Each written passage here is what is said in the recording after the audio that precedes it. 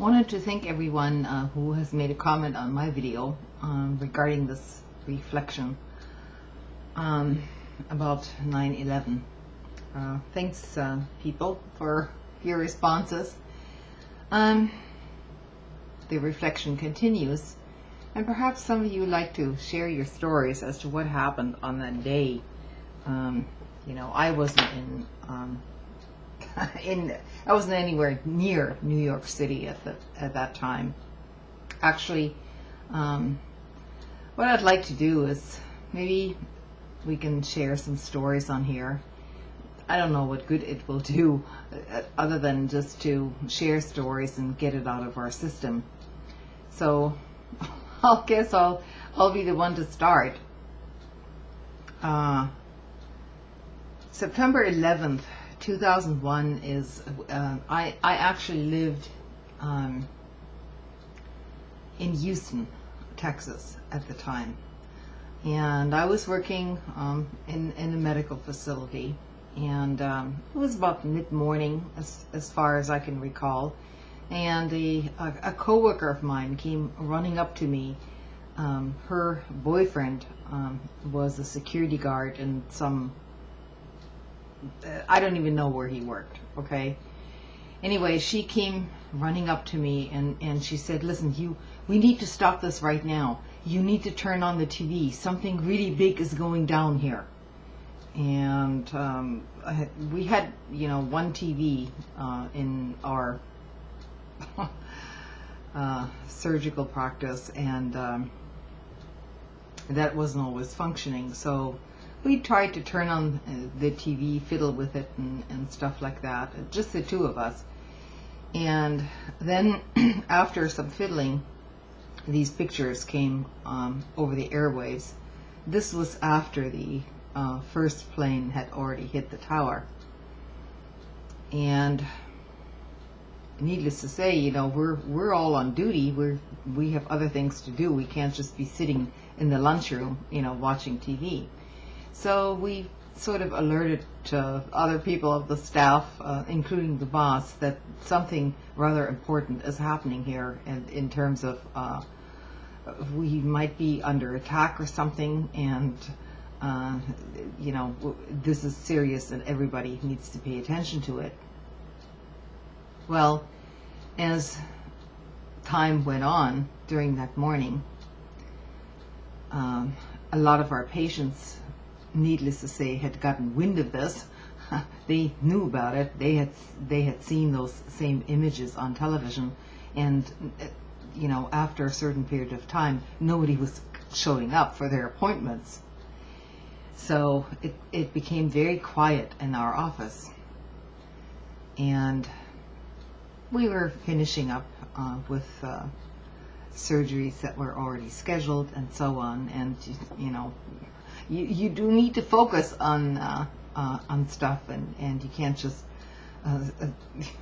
leave and say, hey, fuck everything and I'm gone, So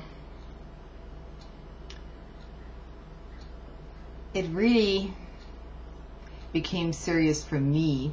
The magnitude of this became serious for me when I then heard that the Pentagon was attacked by planes, or so they said, and that a plane had hit the Pentagon and the Pentagon was on fire. So putting two and two together, I figured, since nobody is showing up anyway for new appointments, and since I'm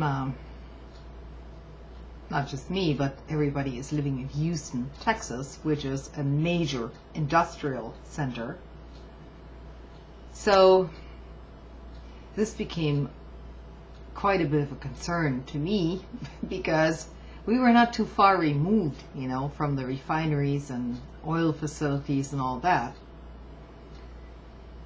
So if, in my estimation, and I said, I don't know what's happening here, but this, I don't like it. I don't like this one bit. So if this is going to be the start of World War III or something, I don't think I'm going to stay here. So I said, listen, if this is as serious as they say it is, and I don't know, World War III or something, I'm not going to stick around this facility. If I'm going to die, I'm not going to die here in this office. And this is, it's a dental facility, so, it won't matter very much in the larger picture of things. So I'm going home. And I left without asking for permission from anybody. I just went home. And then, of course, followed the events on TV like everybody else, and I was shocked, confused, frightened, and I eventually had to turn it off because after a few hours and after this Pentagon thing, nothing else seemed to happen. So I eventually, I don't know, I went to bed, I guess, and the next morning, more news reports, no further attacks of any kind, and all that stuff. And the minute that happened, the minute everything calmed down, I started to reflect about what is going on? What is this all about? In view of the prior war, Gulf War, in Kuwait. And I took things very slowly from that point on. Just listening to the news, outside sources, and so on. I talked to a friend who actually was living in New York City, downtown in Manhattan at the time. She was doing some internship in some,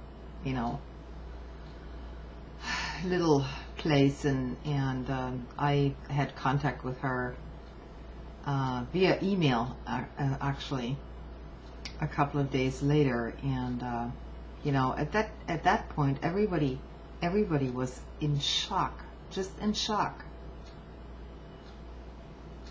But as soon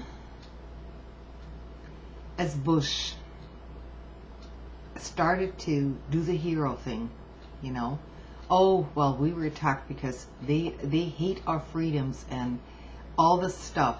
Immediately after that, I started questioning things because,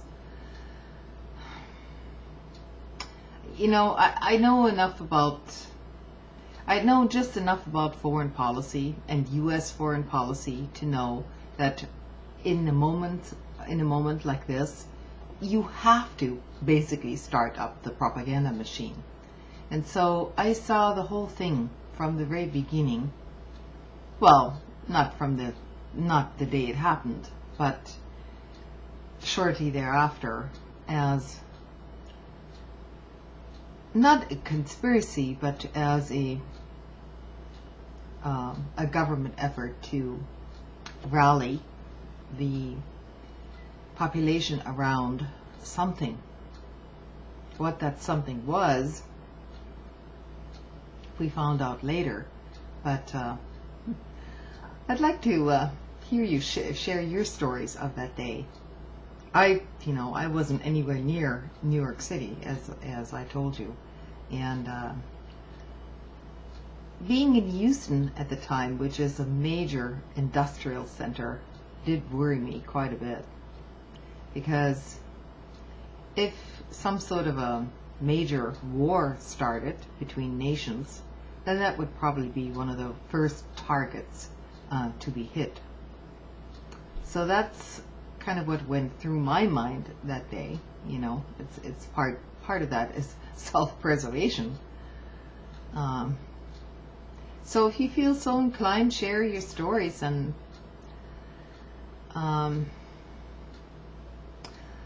be making some more contemporary videos in the near future.